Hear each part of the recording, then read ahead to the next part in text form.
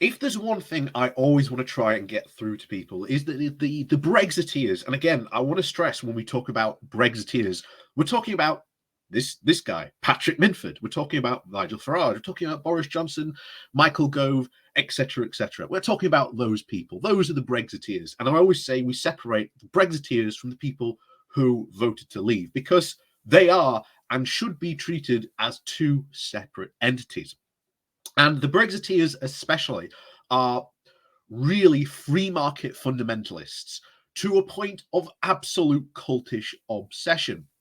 And one of the funny things is they never really tell people or are openly honest about what it really is they want. Now, if you've ever read any like sci-fi fantasy books, wherever you see like there's this open religion and it, preaches truth and honest and opency, but really in the background, like behind the scenes, they're like I don't know, a secret, sex cult sacrificing people to some sort of demonic entity. Um, such a bizarre way to describe this, but Patrick Minford is like the secret high priest of that behind the scenes cult, because he's very, very, very much was always kept at arm's length, especially during the 2016 referendum. But if you look at what he was saying all the way back in the 2016 referendum, it's exactly saying what many of the hardcore Brexiteers want now and eventually pushed for. But at the time, of course, of the 2016 referendum, was saying, well, oh no, we'll just leave the EU politically, but we'll still stay in the single market and customs union. To quote Nigel Farage, of course, we'll be like Norway, or even again Daniel Hannan, the aka the brain of Brexit, being no one is talking about leaving the single market. Only a fool would talk about leaving the single market. But again, here we are. And Minford, again, who we're going to get into in a bit, always gets sort of pushed into the background and essentially really hidden as much as they possibly can from view. So it's very, very rare that he ever sort of makes it to TV or any of his comments really make it into the national press. But this is, again, one of his sort of, shall we say, rare appearances where he came out on television to recently talk about the Australian trade deal. And essentially, we'll get into this article, the optimism from Minford beggars belief. It borders on delusional, but this is the type of person, and as we've said before, the type of ideologically obsession that the Brexiteers have to Brexit and, of course, free trade. Their assumption is that if they follow this ideology, that then everything should go swimmingly and be perfect, and we'll all be rich as Croesus, as they say. So, before we go jumping into the article, please do remember to hit that like, share, and subscribe button. And of course, down below there are links to my Patreon page and a one-off donation link called Buy Me Coffee, where you can buy me coffee. And as always, thank you very much for watching, and thank you for supporting the channel that way as well, even if you just hit the like and share buttons. So, let's go diving into this article. Then this comes from the Byline Times with the title of "The Flawed Logic of the Extreme Australia Free Trade Deal Optimism." So, several weeks ago, Professor Patrick Minford of Cardiff University, one of the most influential economists in the pro-Brexit circles, claimed that the UK's free trade deal with Australia would be worth at least £69 billion to the UK, especially to the economy, and equivalent of at least 3% GDP.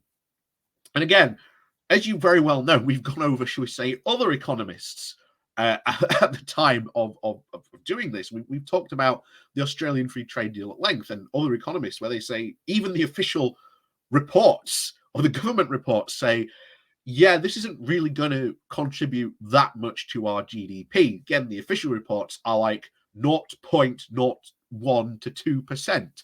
It's tiny. And of course, return to the article, these views have, of course, been parroted by the Daily Express under a call for people to, quote, stop moaning about Brexit. Minford bases these claims on a number of outlandish assumptions, not least that Australia will be able to provide all the UK's food. Again, how? Leading to a decrease in food prices by at least 2%, thus making UK farming unviable, leading to a drop in land values and meaning that we start putting land to, quote, better use by building houses and factories. What? What? How is Australia going to provide all the UK's food needs? I, even I struggle to even consider that to be a valuable option. Not only that, he's talking about completely wiping out British farming. And I think the British farmers are going to have a lot to say about that. Anyway, back to it. With all due respect to Professor Minford, this is absolutely bonkers. Primarily, he offers no evidence for all these flawed assumptions other than his own economic modeling, which he expects us to accept as being more reliable than the analysis conducted by the Department for International Trade or other organizations. Oh my word. That by the way, you know, not giving out his evidence, so very reminiscent of, if you've ever looked at like creationists, conspiracy theories, other bizarre theories like this, they don't give out their evidence because, oh, I'm right, you don't have to, respect the official sources. And yet Minford is one of the only few economists saying this. So there's no other economists actually backing him up on this. Minford also attempted a response to his to my initial critique last week. Again, this is the person who's writing the article. Although it was unconvincing, failing to address any of my points. The fact that he doubled down also reveals that he doesn't understand modern international trade, which, to be honest, you can level that accusation at pretty much all the Brexiteers. We've said this time and time again. None of them understand modern international trade. So Minford is pardon me, Minford is either ignorant of how modern international trade works, or he has chosen to deliberately not believe it. The majority of his argument as to why free trade deals between the UK and other countries would bring huge benefits and stem from a very old-fashioned, rather simplistic view of economics of trade. Minford's economic model is based on the classical understanding of economics and trade, first alluded to by Adam Smith and David Ricardo. It was Smith who showed that reasoned nations become wealthy not by the gold that they hoard, but because they engage in free trade, while it was Ricardo who developed the concept of comparative advantage. Both Smith and Ricardo are correct, but this is not the full story. Comparative advantage is important, but as history has developed, and as so far our understanding of free trade and economics, when ascertained the potential benefits of free trade deals, and economists use something called the gravity model, showing that, as with objects, in space, size, and distance matter. Again, always comes back to this. The theory of economic gravity, that countries always trade with their most closest neighbors. Brexiteers have had no answer to this. And as you can see, this Patrick Minford is very often the guy who they would often fall back on if they get pushed for economic, advice or arguments. And as we saw at the beginning of this article, he's been used and quoted by things like the Daily Express to just go, don't worry about Brexit. Brexit's not nothing to do with this. Don't worry. It'll all be sunshine and roses soon. Just you wait. Next year, Rodney, we'll be millionaires. That's how it feels. That's generally how it feels when you see them saying stuff like this. So therefore, countries are more likely to trade in higher volumes with countries or blocks that are larger and are closer to them, as we've just said. Then they are with countries that are far away and small. This is one of the reasons why the government's very own analysis suggests that the deal with Australia will only offer modest economic gains. Minford seems to have very real issues with the gravity model, as he seems to genuinely believe that this is a device that is biased in favour of the EU and is being used by Ramona civil servants to undermine Brexit and diminish free trade between the UK and non-EU countries. So, again, he just denies evidence. That's exactly the same as conspiracy theories, alt medical bizarre theories of, shoving coffee enemas, 6 times a day. I could go on and on about the bizarre theories that you can probably find online that just deny the evidence in reality. So a further sign, of course, of his outdated thinking is found in his response to my article, in which he claims that the gravity model must be wrong due to the high economic benefits which result from changes in trade policy. Minford is right. The end of the Second World War saw the dawn of international rules-based system and brought into the beginning the organizations committed to free trade and liberalization, some of which were the earlier forms of the institutions such as the EU and the World Trade Organization, or the WTO. The reason why we saw such huge economic growth in this period is precisely because of this liberalization, with tariffs and subsidies replaced with free trade.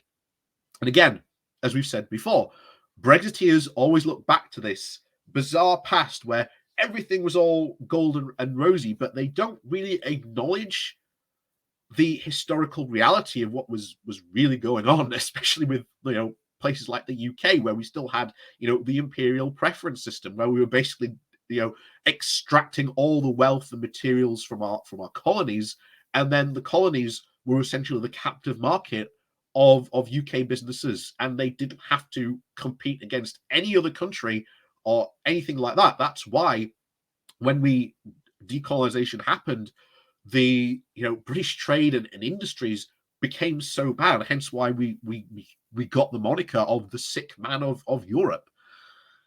But again, it's a denial of the historical reality that happened. But that's Brexit in a nutshell. However, the article continues to say, this is a disingenuous point to that area of liberalization and to compare it to free trade deal with Australia. Tariffs on the vast majority of non-agricultural goods are already very low. As such, a free trade deal with Australia, or any other country for that matter, would just simply lower tariffs on a few products and is unlikely to bring huge economic gains. Minford is not the only person who has this outdated view of international trade, with the Spectator political editor James Forsyth arguing that the government should temporarily cut tariffs on non-agricultural products in order to tackle the cost of living crisis. And again, we've seen this before. This is the general Brexiteer, or should we say the free market fundamentalist battle cry. No tariffs on everything, 0 tariffs, 0%, everything across the board. And somehow that should work. Not this is what the consequences of it could be of this, just 0% tariffs and it should all work. It's exactly the same claims were made at Brexit. We leave the EU, we leave the single market customs union, question mark, question mark, question mark, point 4, profits. Again, it's the same arguments all the time from Brexiteers. They all have a very similar flow. Make a claim, make the outlandish statement of what the benefit is going to be. There's a massive question mark, and the fourth point is always that we will profit somehow. But again, they don't mention what that gap in between is going to be. So anyway, back to the article. This is not to say that trade deals are worth signing. Far from it. We should just not expect deals with focuses on tariff reductions to bring huge economic benefits. Rather, the UK should seek to tackle non-tariff barriers in trade negotiations at the WTO. Dismantling other barriers to trade would bring significant economic benefits to the UK and the rest of the world. Free trade is great. It brought wealth and prosperity to the UK and many other countries around the world. The government is right to want to strike new trade deals and promote free trade, but it should do so based on reality, not on outdated and fanciful economics of the likes of Patrick Minford. What have we been saying for years about this Brexit debate? What have we been saying for years? Brexit is based on a fantasy notion of a Britain that existed years and years ago, but of course they refused to acknowledge the fact that this was a Britain that was an imperial power, that had colonies, that could extract wealth and resources from its colonies. And then these colonies were essentially captive markets to British businesses. They name any former colony, they pretty much could not buy anything that was not British made. They were pretty much forced to buy British. They had no other option. So they were in this very much captive market around this. And again, you look at the economic reality of Britain and what happened after like the post decolonization, especially after the Second World War. Yes, our economy grew, and there was again a lot of trade liberalization happened. But then our economy and the people who ran our economy just assumed that they could just continue as things normally would do continue on. But that wasn't the case. The world changed and ideas around trade changed along with it. And unfortunately, not only did various governments fail to even keep up with that those very ideas, but now we are in a situation of where we have all these experts telling the government, even working in the government themselves, this is what modern trade is. This is how modern trade works. And yet we have Brexiteers who, again, are free market fundamentalists married to that ideology, saying that if we do this, this should happen, and it will all be sunshine and roses. But again, as we bring it back to 2016, every single time we were questioned. And again, the guy who wrote the article, what's his name? Ben. I'm sorry, I might mispronounce your second name here. Ben Rachmanishanis, I think that's how you say it. As he experienced there, as he said in that article, there's just a denial of reality of the situation about how modern trade works. And bear in mind, I'm not a trade expert. I am no expert at all when it comes to trade. But when you see and you look up how like modern trade works, even from like a really Billy Basics point of view, which I've always sought to read and understand and sort of try and express how that works to my viewers. And I'm probably getting it awfully wrong. Probably an expert will come in and say, no, you're wrong on this, and this, which is fine. I'm not an expert. I never purport to be an expert, but I always try to get across to my viewers who, again, like me, aren't experts of how I came to understand it, so that they themselves can understand it, so that they can see for themselves that, hang on, this situation isn't right. Because when it came to 2016, as was always the case, trade is actually really complicated to try and explain to people and get them to understand. As I've always said, the Leave campaign just had the idea of global Britain, sovereignty, take back control, and that was it. That was how they explained everything. These really simple to grasp scenarios. The problem is you can't just say to someone trade, and that somehow it explains everything to them. It's a bit more complicated than that. And as I've always said, the Remain campaign always faced the hard ideas of trying to get across to people the really deeply complex, mechanics of modern free trade and really how it all worked. It was very, very much based on a lot of old people's, not to say old people, but the old world view of trade. And again, it's very, very easy to slip into the free market fundamentalist mindset of just say free trade. And to an extent, that's what we on the left say as well. But again, it's more complicated than just spouting a word, just saying free trade and it somehow works. So, as always, pardon me. As always, I hope that's enlightened you a bit more to these free market fundamentalists on this case.